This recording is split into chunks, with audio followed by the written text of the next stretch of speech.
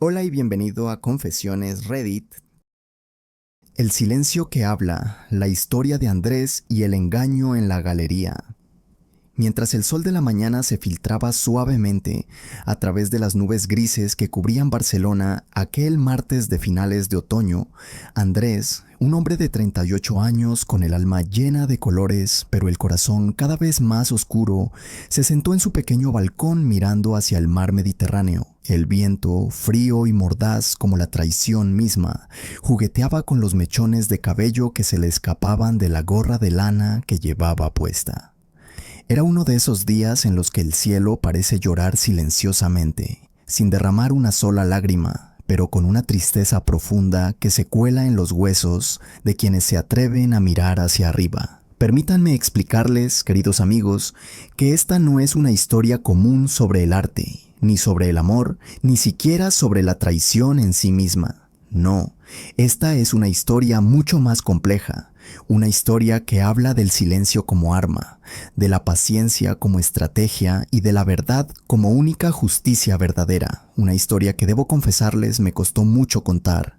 No porque duela recordar, sino porque a veces el recuerdo de la traición es tan vívido como si hubiera ocurrido ayer, incluso después de 5 largos años.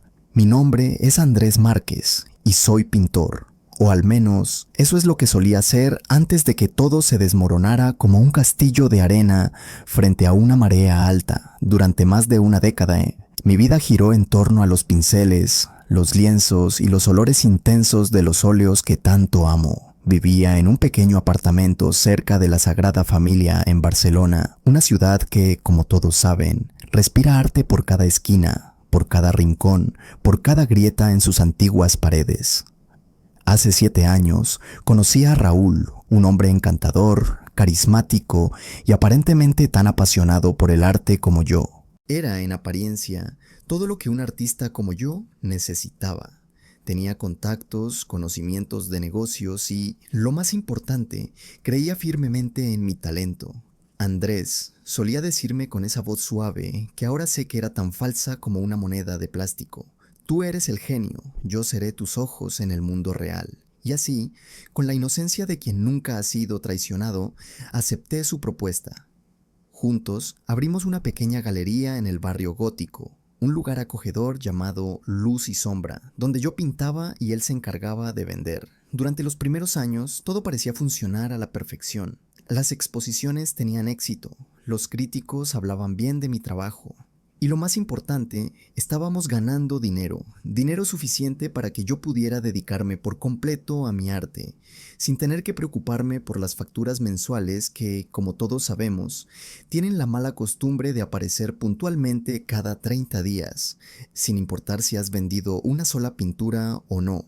Pero, como suele ocurrir en estas historias que comienzan con promesas brillantes, había nubes en el horizonte que yo, cegado por la amistad y la confianza, no quise ver. Raúl, mi querido socio, comenzó a comportarse de manera extraña. Pequeñas cosas al principio, facturas que no cuadraban, clientes que preguntaban por obras que yo nunca había entregado, promesas rotas de exposiciones importantes. Cada vez que le preguntaba, me respondía con excusas elaboradas, tan bien construidas que parecían verdaderas.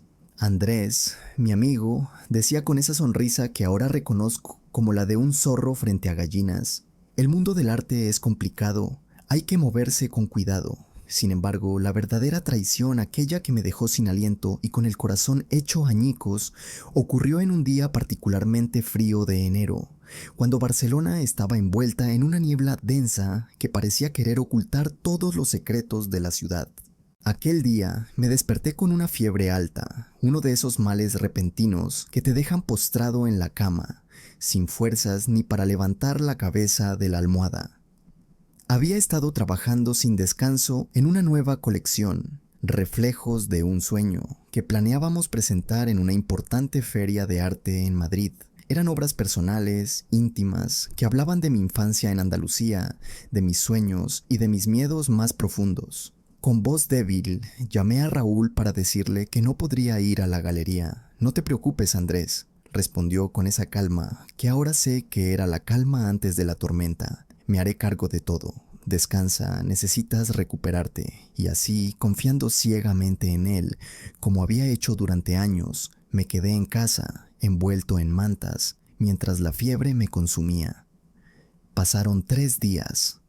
3 días en los que apenas salí de mi apartamento, durmiendo y tomando medicinas.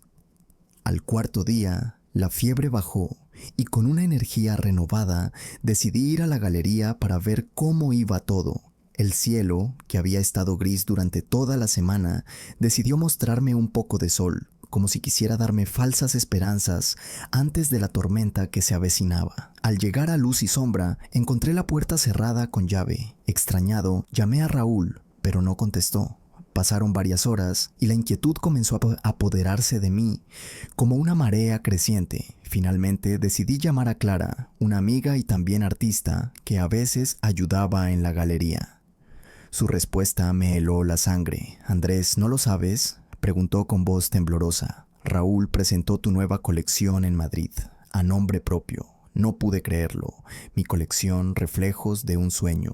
Aquellas obras que habían nacido de mis noches en vela, de mis recuerdos más profundos, estaban siendo exhibidas como si fueran obra de Raúl. Pero eso no era todo. Según Clara, Raúl también había vendido varias de mis pinturas más valiosas, utilizando el dinero para pagar deudas personales que yo ni siquiera conocía.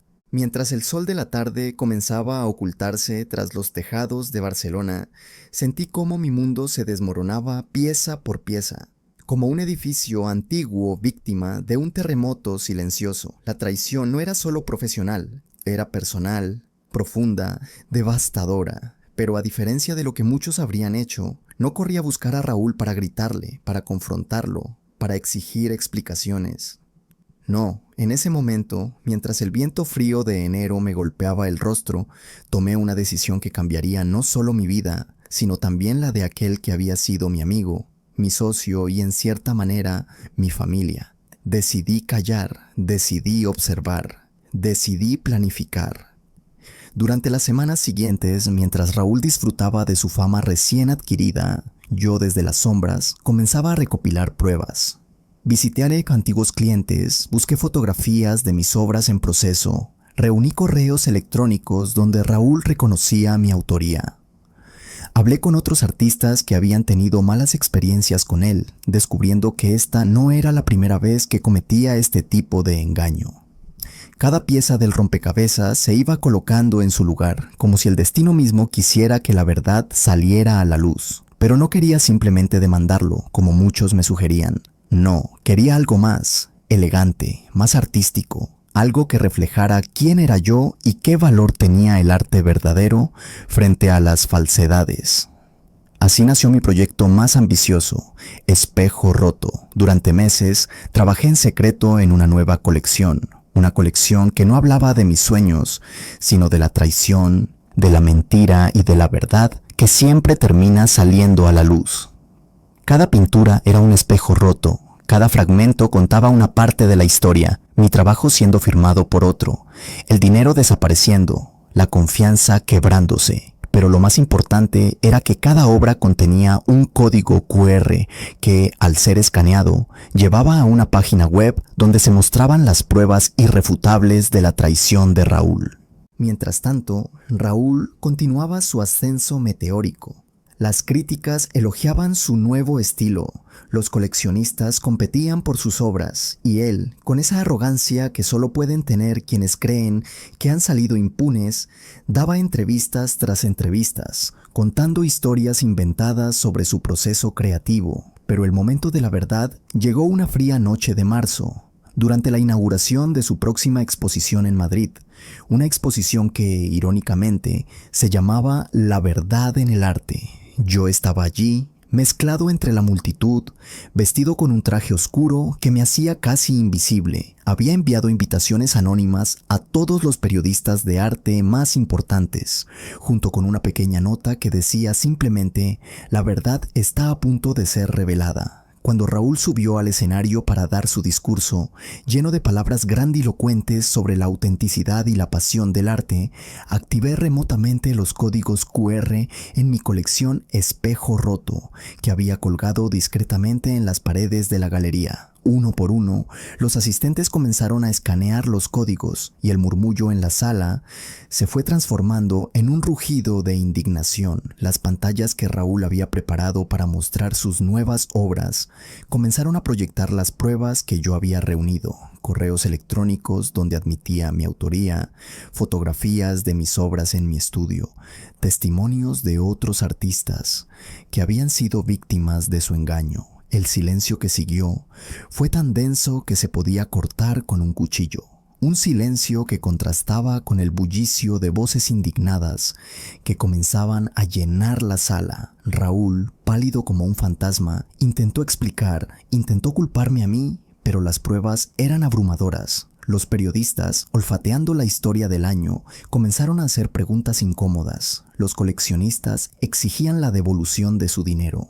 En cuestión de horas, la carrera que había construido sobre mi talento y mi trabajo se derrumbó como un castillo de naipes frente a un viento fuerte, pero las consecuencias no terminaron allí. En los meses siguientes, mientras Raúl luchaba contra demandas y reclamaciones, yo lancé oficialmente mi colección Espejo Roto, que se convirtió en un fenómeno artístico y social. Las galerías de todo el mundo querían exhibirla. Los críticos la elogiaban no solo por su calidad artística, sino por su mensaje poderoso sobre la ética en el mundo del arte. Raúl, por su parte, perdió todo. Sus amigos lo abandonaron, temiendo verse asociados con su escándalo.